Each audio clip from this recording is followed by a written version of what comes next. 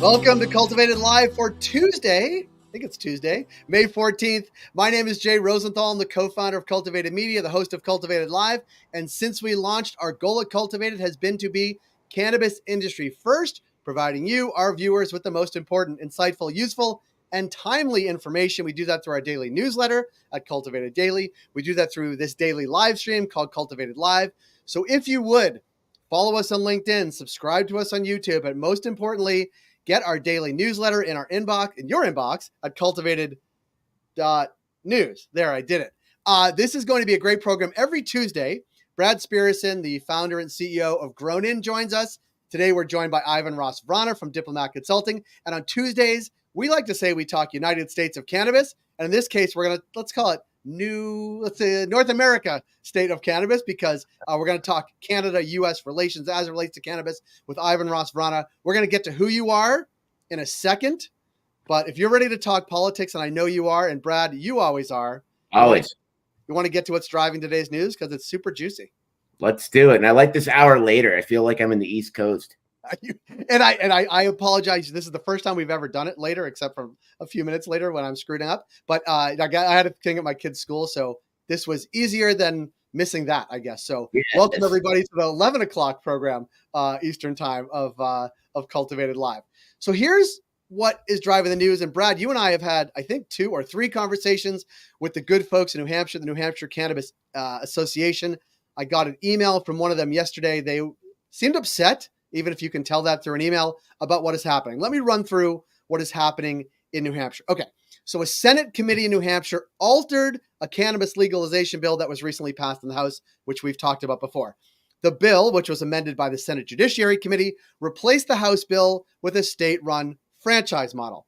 Now, let me back up a sec. As only New England state yet to legalize cannabis, New Hampshire is being squeezed on all geographic sides by legalization, but that doesn't mean it's going to be easy or even going to happen anytime soon.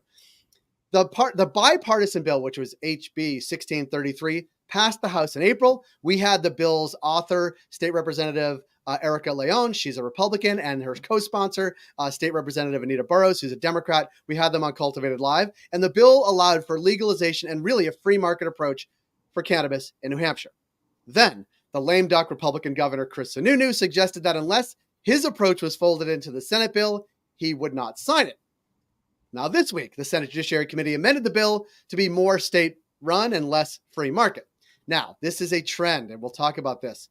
Prohibitionist Republican governors are really taking an aim right now on cannabis. We have Governor Youngkin in Virginia. He vetoed a bill. Ron DeSantis is rallying opposition to Florida's legalization measure. Republican Governor Chris Sununu in New Hampshire is doing this, and we haven't even gotten to Kristi Noem. There's going to be a ballot measure in South Dakota, and no doubt she will be fighting that.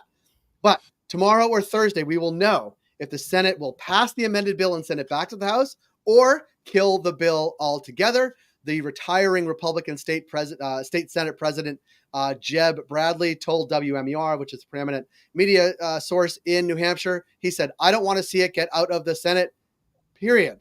So we're going to follow up with the New Hampshire folks later this week and find out what is going on.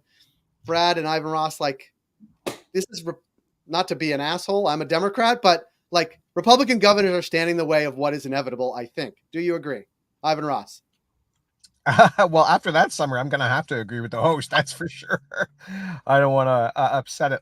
I do think, just quickly, it's great in the U.S. You've got your bipartisan working relationships there and the way it's divided. But, it's the same thing up here in Canada, whether it's liberal, NDP, or conservative. It's always a mess. And it crosses party lines. That's the great thing, unfortunately. Yeah. Brad, you follow this closely. Are we seeing a Republican? Do they talk about it at the Republican governors' conventions, you think? They probably do. I mean, on the one hand, you never want to see a state-run enterprise, really, particularly cannabis. On the other hand, no cannabis market has actually ever worked. So when you look at it from 35,000 feet, states being the laboratory for different ways of getting things implemented, I don't mind throwing in New Hampshire in there as a guinea pig to see if, maybe there are some attributes of state-run systems that could work and could be incorporated into whatever the national model will be. Always the voice of reason, Brad. Always the voice of reason. In the meantime, you just get some in Massachusetts as well. Or Maine or Vermont in this case, where it's certainly cheaper. Although people do travel in reverse for other goods to New Hampshire because there's really low taxes. Cannabis, though, what they said when we first talked to them, there's a conga line of New Hampshire people every day crossing all the borders to go buy cannabis legally in other places. So we'll continue to follow this. And Brad, we may have you on with the folks in New Hampshire as time goes on this week. Let's go to Ohio, where there's actually some better news, and a Republican governor, I would add, but they voted to pass legalization, I guess, last year. But the framework that to have medical dispensaries sell adult use starting in June was passed this week or approved this week. So we may actually see the timeline moved up for those operators that'll be dual operators, while we'll know in September what the framework looks like for adult use only dispensaries. This is rare. Brad, you're from the Midwest. We see Ohio actually moving the timeline up for some legal cannabis sales. That's unusual. Yeah, and it's a win for the incumbent operators, which include a lot of the multi-state operators, whether it's Cresco or Vrána, PharmaCann, and others. And so it essentially, among other things, while giving more access to consumers in the recreational market, it also establishes a moat for the existing operators that are going to have many more months of being able to market to consumers before anyone else gets in line. So it's always a mixed bag in cannabis, but as long as it's potent, whatever's in the bag, we're okay. Ivan Ross, meet Brad. Yeah. What's that? As long as no seeds? No seeds. Never any seeds. Never any seeds. I will say, though, and we had a lot of conversations about this that we're actually running now on our YouTube channel at NECANN, Maryland, because this is similar really to the way Maryland rolled out. They're now issuing licenses almost a year later to adult use only dispensaries. What it does do, I think this is undeniable, is it limits what is happening in New York, where a whole bunch of illegal dispensaries open up with very little consequence to fill that consumer gap while they wait for adult use dispensaries to open up. Where in Maryland, the dual licenses just start selling, not day one, but near day one to fill that gap while the rest of the licenses get issued. Ivan Ross, you follow this. Has there been a perfect model? No. And that's what's so surprising to me, because you would think, out of all the lessons we have learned in Canada and in the US for how long it's been around on adult use, and in Europe too, in the medical side, you'd think by now we would have a perfect model, or at least something approaching it. I mean, it's great to have legalization and legalization considered. So that's, 75% of the battle, but it's that other, 25% that is so horrible and makes it so difficult. I would also say the perspective of it doesn't work, when you have state run or province run, is the perspective of it runs great for the provinces, for the governments. We know up here in Canada how much money they're making. They're probably the only part of the industry that's making money. And a lot of it, at least in that a lot of it. For sure. Absolutely. It is interesting though, because this, I hate only and always talking about New York, but there was just a review of the Office of Cannabis Management. And part of what that review said was, it seems like we didn't really learn any lessons from other places. Yeah. And then we thought we were going to start from scratch, and that's not a particularly good way to do. Now the Office of Cannabis Management is really being blown up, is probably too strong a word, but slowly blown up.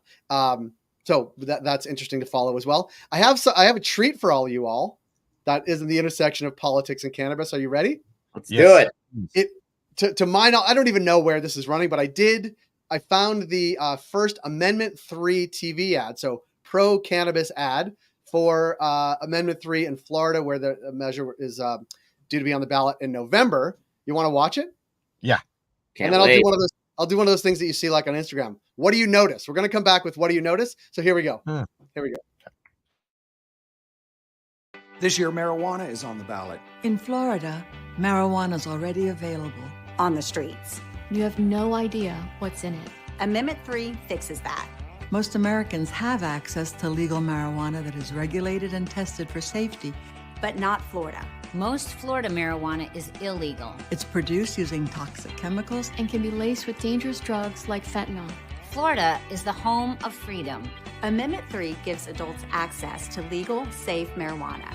And the freedom to make their own choices. All while generating billions for better schools and safer communities.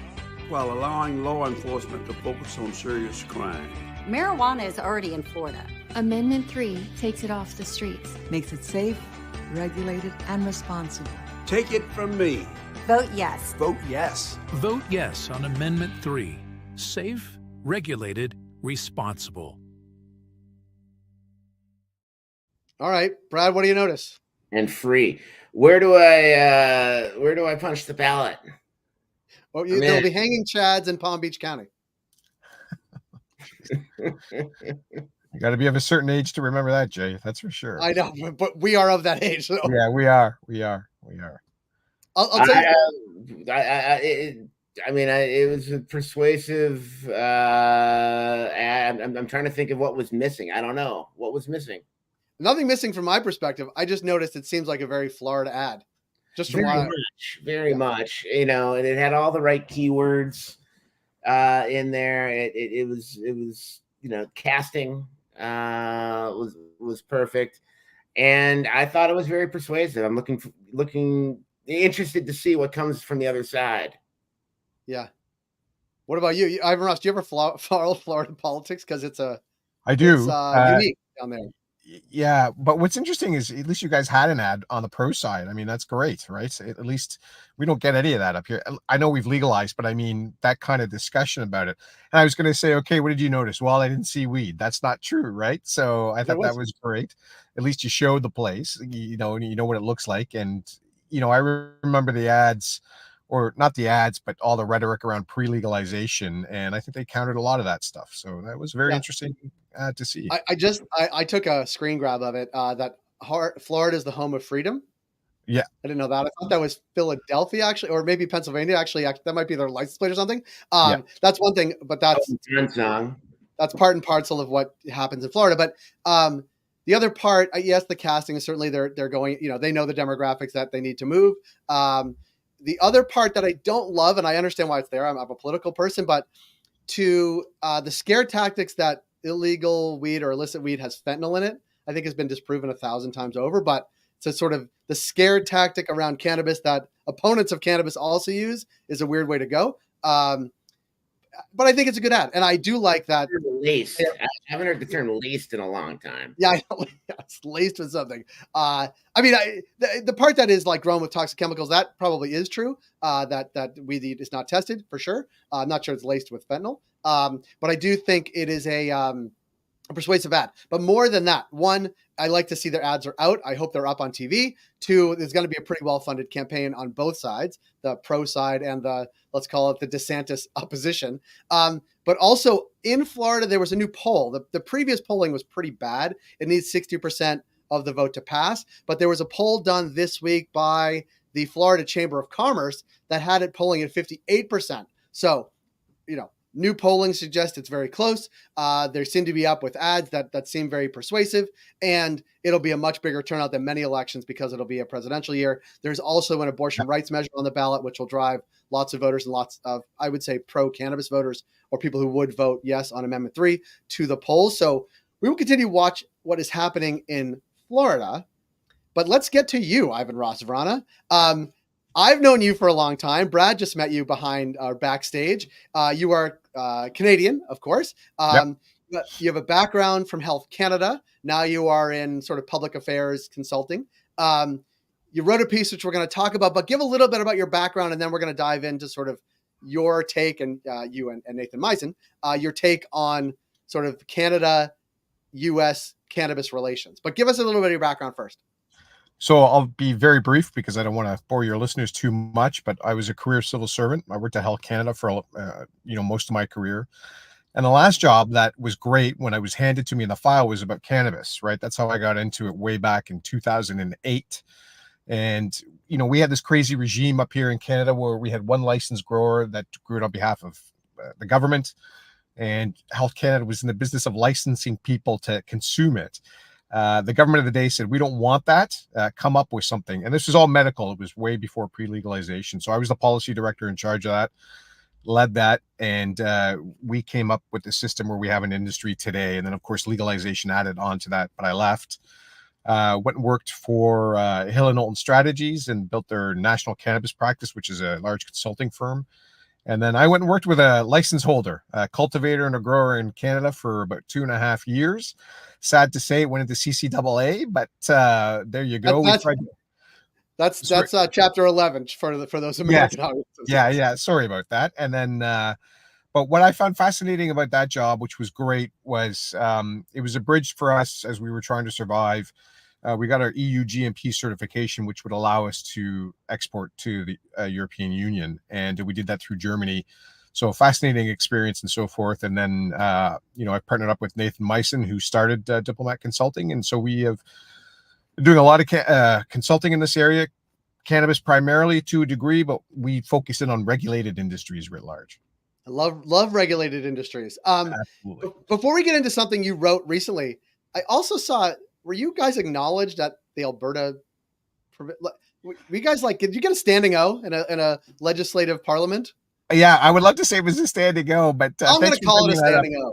Yeah, for us, I think it's the first in North America, certainly the first in Canada, where Diplomat Consulting's head office is in Edmonton in Alberta. And Alberta, I think, honestly, is one of the more, it's funny because you think of it as Texas to a degree in the US, but very progressive in the sense of being transparent and willing to communicate from the government side. So we really appreciate that. Our head office is in Edmonton, and thanks to Nathan and our other colleague, Stephanie Bach, and then supporters from the industry, this lobby day started.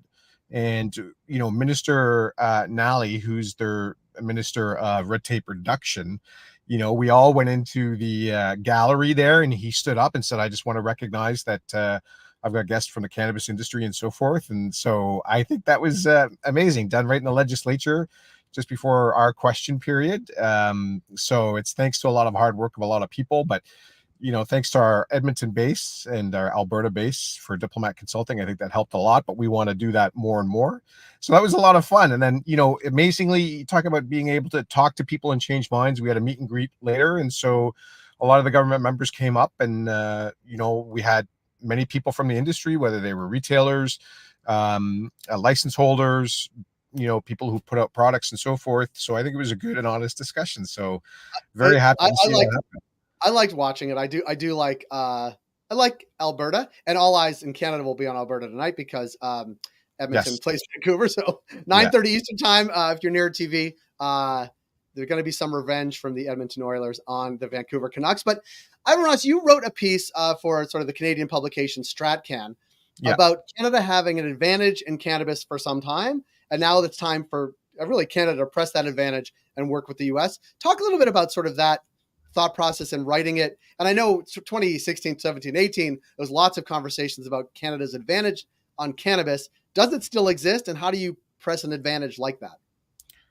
Well, so again, thanks for pointing that out, Jay. I think, one of the great parts of my job beforehand, before legalization and after, is I was very fortunate to go to Europe and to South America. And, I went to Mexico. That was one of the highlights, and to speak to government agencies and the government on lessons learned from Canada, right? Post and pre sort of legalization. And I would have thought, and we've been saying this for a while at Diplomat, that given Canada had to build this own homegrown industry and manage the supply chain from A to Z, and we say Z, that it would give us a tremendous advantage in the sense of we have built it up to a degree of a G8 country, right? And I can't remember the last time Canada's been in that position where, for the time being, the market was protected and so forth. So I think that's there. But of course, then, we understand most of the world is going towards medical, not necessarily legalization. But again, we've been dealing with medical since 1999, through the courts and so forth. And again, I think the government has failed to embrace this federal for sure. And I'm on the record of saying that, to go out and actually have these conversations and say, look, we did it. The sky didn't fall. And you can look to our partners in the South on a state-by-state basis. Again, they have a long history in this. And of course, I'm thinking of Colorado and everybody else on the medical side. So why wouldn't you do that when you think about a supply chain and all the great lessons learned from producing the product, ensuring its safety, distributing it, developing the products, not going overboard on what we think all the products can be, but also looking at the health side of it. And unfortunately, do we still have it or not? I don't know. But I think now with the U.S. looking to deschedule, there might be an opportunity there. Yeah. First off, back a frame. I want a minister of red tape reduction. Yeah. Don't let that one get some. Talk to us about open borders between the U.S. and Canada. I mean, like, what would that look like? Years or generations down the road, and how would that impact growers? Predominantly in the U.S. So again, Brad, I think that's a really good question. And my colleague Nathan Meissen, who's the founder of Diplomat, he's been on this for a while, right? And so he sees the tremendous opportunity, and I have to agree with him that given Canada, US, and Mexico, and if you start treating cannabis as it could be an agricultural product, right, on the strict adult use side, but there's tremendous medical side of this that we haven't looked like. Why don't we kind of look at what the markets could possibly be, right, on the innovative on the side, and develop along those lines for what we have under, it's not called free trade, but under our agreements, to say bring that innovation and let it flow through both sides of the border, right? And for Canadians, selfishly, I mean, your market is 10 times, 11 times, 12 times the size of it if it goes federal for us. And so we think, again, purely speaking from a selfish Canadian perspective, we've got a lot of assets up here. We've got a weak dollar. So, we think there's opportunity. And then in order to move the product across the border, we have to develop those standards. But why wouldn't North America be all over that?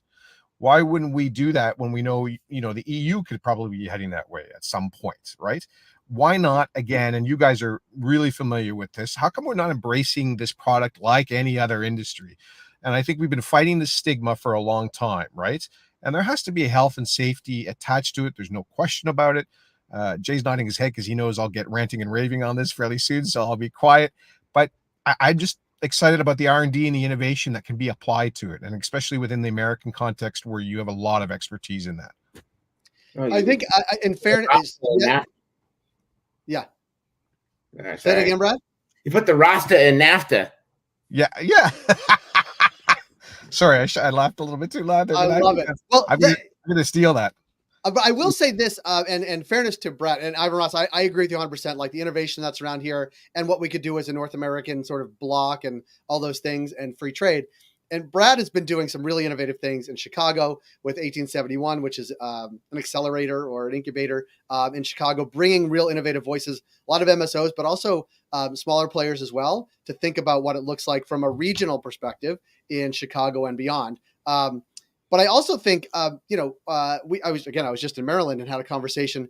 And if it looks like other products, right? Like you can imagine, I don't know, can you imagine, this is a question, where product is grown very inexpensively in Mexico by the gram or kilogram and processed in Canada where we have those facilities to do it and sold in the US. Like, is that like, sometimes I think that's a million years away. But then sometimes I see a path where it's like, oh, that could be 5 years from now. Like, the same steps need to happen over 5 years or 50. It's just how fast will they happen? And I think what you said earlier is part of it. The sky doesn't fall when any of these things happen. No, and it hasn't. And I think, again, governments are great at talking about, okay, let's be innovative with industries and so forth. That's why that whole thing in Alberta was so great, because they were able to recognize what the industry is bringing. And I think we broke a lot of the stigma around it, that these are, everybody, is passionate about it, but also we're serious about it, right, in a professional way. And it's not to cast aspersions on anybody or what's come before or anything like that, but that's the whole idea, and it's a simple equation. There are jobs, there's a tax base to be done. And even with the mess that we have up here in Canada with, a lot of companies going into bankruptcy or a lot of money being wasted, there's that. And I would also say, Jay, with your model there about, grown in Mexico, innovated up here in Canada, and sold in the US. But it's also about, I think that R&D stuff on the medical side is still untapped to a large degree. And I think, again, where do we excel in those areas? Well, government, you want innovation? Listen, we've got this plant that has been around forever and everybody's known about it. It's not like we're breaking through, the fourth wall or any other dimension to understand it. Right. We have understand it. So let's get the regulatory regimes in place and the policies in place that allows us to take advantage of it. And then I think, I'm going to say something very, very horrible and controversial, but, if we went through OxyContin and that entire mess, I think cannabis is so far removed from it and the dangers of it that we have the people in place and the regimes. And speaking as a former, civil servant, I know they exist there and that things can move on that sense. So, and Brad, I'm with you. I wish there were more ministers of red tape reduction, but Alberta excels at that for sure in Canada. It certainly does. But the irony is, just to go back to New Hampshire for a second, New Hampshire does too, but now they want to actually government run weed program. Like this is the part this is the thing about cannabis. It brings out, everybody reverts to their own positions, right? Like we need to control it super tightly, even if we are in the home of freedom, right? In Florida, or, live free or die in New Hampshire. Like those are slogans, not actual policy recommendations. Yeah. And I again, I don't want to equate cannabis with tobacco, but look at what you do with tobacco, right? And and again, we know what that product is all about, but the alcohol is a better model. But again, I've been saying this forever. Cannabis is this unique product where there's adult use, enjoyment out of it, but there's this huge medical side that lots of research is being done, but we need to clear that pathway to understand clearly what the risks are, but what the benefits are. So we can stop the rhetoric around, the sky's going to fall. And it's, we were talking about, I know it's the illegal market laced in fentanyl. I always wondered, well, why would a drug dealer want to waste his product on doing that? Right. But secondly, you understand the risks, but then you can understand the benefits of what this can provide. And I think it's legitimate. Yeah. I love this conversation. And we could talk about this forever. We just made plans before we even got on the air. We made plans to see each other next, which I do like. Yeah. Brad and Ivan Ross Vrána, I really appreciate you making time later today than normal to talk United States of Cannabis. We're talking North American states of cannabis as well. Thank you so much for what you wrote, for your advocacy. I'm holding a dart, but not a real dart, like a rubber one, because we got kids around and they cannot be trusted with real darts. I appreciate the time and effort today. Thank you so much for your advocacy, and the whole team at Diplomat Consulting, because they are truly advocates and in it for all the right reasons. Brad at Grown In, thank you for you as well, because you were in it for the right reasons as well, and bringing people together, and for making me smarter every time we talk. That is it for today's program. But one quick note. On tomorrow's Cultivated Live, I'm going to try to drop hints, but I haven't confirmed. I think we're going to have someone on from New York's Office of Cannabis Management, well, formerly of New York's Office of Cannabis Management, talking about the review of the Office of Cannabis Management and where the governor is pointing blame. This person's going to talk about that, which is super juicy. So stay tuned to our LinkedIn channel, because we may announce it later today, and you'll absolutely want to tune in tomorrow, 10 a.m. Eastern, to talk all things New York with a former employee of the Office of Cannabis Management. See, I did tease it properly. It's pretty good, pretty juicy. So everybody tune in. I can't wait to hear that. It's going to be good. So I'm going to put it everywhere. We're going to do paid LinkedIn posts around it. Brad and Ivan Ross Vrána, thank you so much for joining us. That's it for Cultivated Live. Smash the subscribe button on YouTube. Follow us on LinkedIn. Get our newsletter at cultivated.news. We will see everybody tomorrow at 10 a.m. Eastern. Thanks, everybody. Thanks, Jay. Great meeting you, Brad. Take care, everyone.